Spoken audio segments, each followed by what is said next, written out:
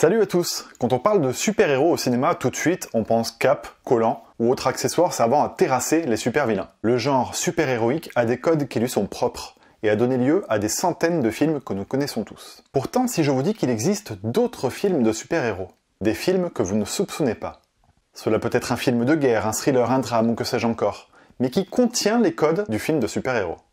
Je vous ai déjà parlé de Donnie Darko.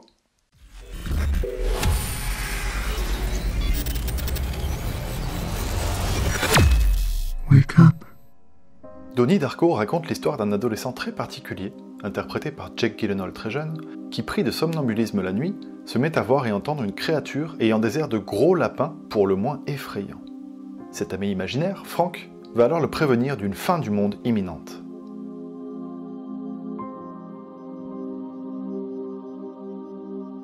Ce film culte brille par ses différentes lectures et sa trame qui, tout en étant compréhensible, laisse une grosse part de mystère et interprétation. Si la notion de voyage dans le temps, thème majeur du long métrage, est rendue très lisible dans la version Director's Cut du film, il y en a une qui n'est que timidement abordée, mais pour autant bien présente.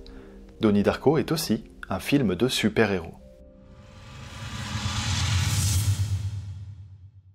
Donnie Darko est un film complexe, et le début du long métrage prend le temps d'installer son intrigue mystérieuse en mêlant drame, fantastique, avec quelques touches de comédie. C'est une de ses forces, il parvient à être singulier tout en mélangeant les genres. C'est au bout de 30 minutes de film que la notion de super-héros est évoquée pour la première fois. Donnie Darko. What the hell kind of name is that? It's like some sort of superhero or something. What makes you think I'm not? En effet, et si c'était vraiment le cas? Dans un film, les échanges de dialogue sont très rarement anodins. En tenant cette discussion, qui aux oreilles du spectateur semble anecdotique et qui permet simplement un contact entre Donnie et sa future petite amie Gretchen, le réalisateur assoit une nouvelle dimension en posant un indice minime, mais qui a toute son importance. Cette phrase, placée sous un ton ironique, va d'ailleurs avoir un impact sur Gretchen, qui l'espace d'un instant sera en proie au doute. Si Donnie Darko rappelle les comics, c'est en partie grâce au nom et prénom commençant par la même lettre.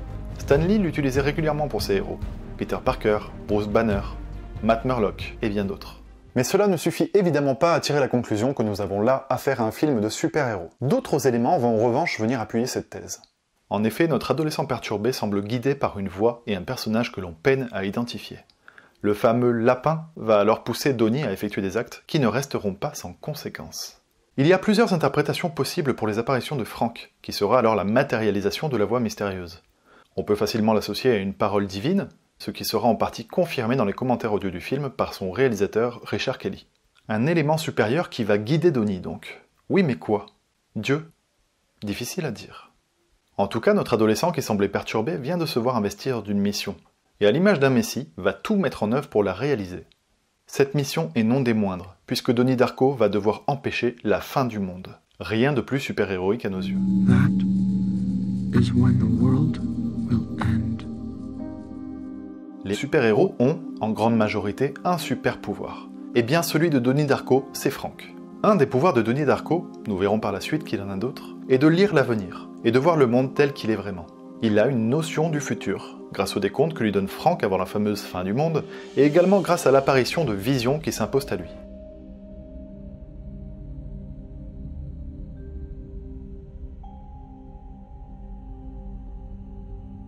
Le lapin va en effet faire des révélations à notre protagoniste et va utiliser son corps pour commettre des actes dont Donnie n'aura pas de souvenir. Il est en état de sommeil profond au moment des apparitions de la voix. C'est à son réveil et en constatant les dégâts qu'il réalise les actes qu'il a commis. C'est d'ailleurs lors de cette première vision que nous aurons un indice probant confirmant le caractère super-héroïque de notre personnage. En effet, une des opérations nocturnes qu'effectuera Donnie sous l'influence de Frank consiste à inonder son lycée, ce qu'il réalisera à l'aide d'une hache. Oh tiens, un accessoire. Ce serait pas un poncif du genre super-héroïque ça? D'ailleurs il en utilisera d'autres. Nous verrons alors sur un plan cette fameuse hache, plantée dans une statue de bronze d'une hauteur de moins 3 mètres. Chose humainement impossible, vous en conviendrez. Bon j'avoue c'est pas tous les jours qu'on a l'occasion de faire ça. Mais essaye et on en reparle. Ce plan constitue une ellipse, c'est-à-dire qu'avec une omission volontaire d'une partie de la narration, on comprend tout de même très bien ce qui a pu s'y passer, sans nous l'avoir montré. Pratique l'ellipse quand t'as pas le budget. Ou alors quand tu veux entretenir un mystère. Ici, nous pouvons donc imaginer Donnie Darko en lévitation. car sans prendre de hauteur, il ne pourrait pas viser le haut de la tête de la statue, pour planter sa hache avec une force surhumaine. L'effet s'étant déroulé la nuit, l'auteur de ce superbe lancer de hache ne sera pas démasqué, répondant donc au code de l'identité secrète d'un super-héros. Cette action qui à première vue semble uniquement impulsive, va engendrer une succession de conséquences utiles à l'intrigue.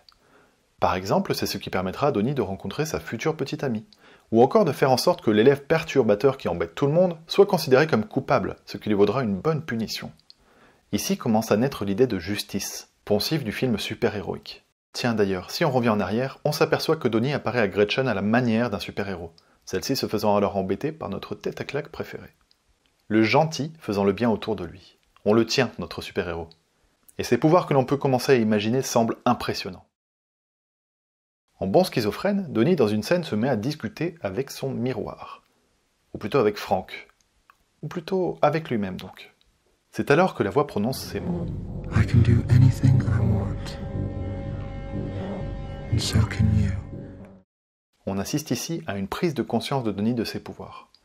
Et c'est là aussi un schéma classique du film de super-héros qui va prendre conscience de ses pouvoirs avant de les utiliser, traitant ainsi le thème de la quête d'identité et de l'émancipation.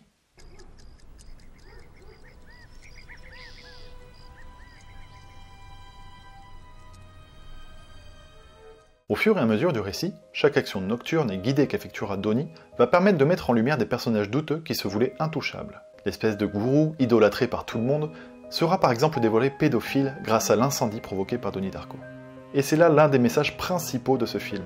Rien n'est linéaire, rien n'est simple, rien n'est ce qu'il semble être. Cela est très proche de la notion de double identité commune aux films de super-héros. Les intentions sont nobles, l'ado paraissant désorienté en quête d'identité devient alors un véritable sauveur. Bon, j'imagine que si vous regardez cette vidéo, c'est que vous connaissez déjà le film, mais si c'est pas le cas, je vous préviens tout de suite. Gros spoil à l'horizon. Un sauveur, disions-nous donc. Oui, et Donnie Darko ira d'ailleurs jusqu'à se sacrifier dans un acte final pour empêcher la mort de sa mère, sa sœur, ainsi que tous les passagers d'un avion. En gros, il va choisir de mourir écrasé par un réacteur d'avion, en empêchant la création d'un deuxième univers, celui dans lequel il y a le lapin. Dans cet univers, que nous appellerons l'univers 2, Donnie a survécu au réacteur d'avion qui s'est écrasé dans la chambre de l'univers 1. La mère de Donnie, ainsi que sa sœur, dans l'univers 2, vont partir prendre ce fameux avion, et donc seront destinés à mourir puisque l'avion va perdre un réacteur. Du coup, si Donnie meurt vraiment, l'univers 2 n'existera pas, et elles ne mourront pas, car dans l'univers 1, le réacteur écrase notre héros dans sa chambre, et la mère et la fille ne sont pas dans l'avion. Bon, si t'as pas compris, c'est normal, hein, rassure-toi. On fera une autre vidéo pour expliquer ces notions d'univers et de temps. Par contre, je sais pas vous, mais pour moi, sauver sa maman, symbole de la création, c'est vraiment digne d'un super-héros.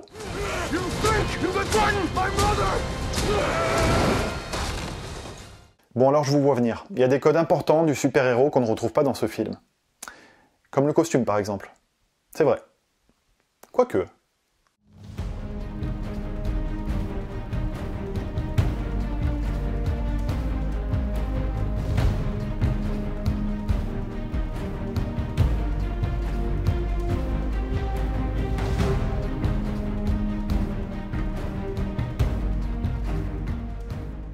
Si vous avez encore des doutes, sachez que Richard Kelly, le réalisateur, dit avoir abordé le script de Donnie Darko à l'image d'un comic book, et que son film réalisé juste après, Southland Tales, est lui directement issu d'un comics, et brasse le même thème, le Messie empêchant la fin du monde.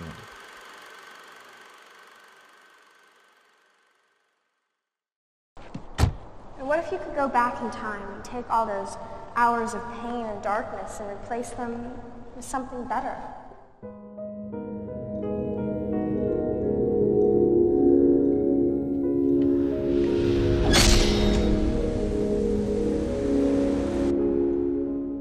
Voilà, j'espère vous avoir convaincu et vous avoir montré en quoi Donnie Darko est aussi un film de super-héros. Et comme cette facette n'est qu'un petit aspect parmi la multitude de thèmes que ce film aborde, soyez sûrs que nous nous reverrons pour en parler. Ciao ciao.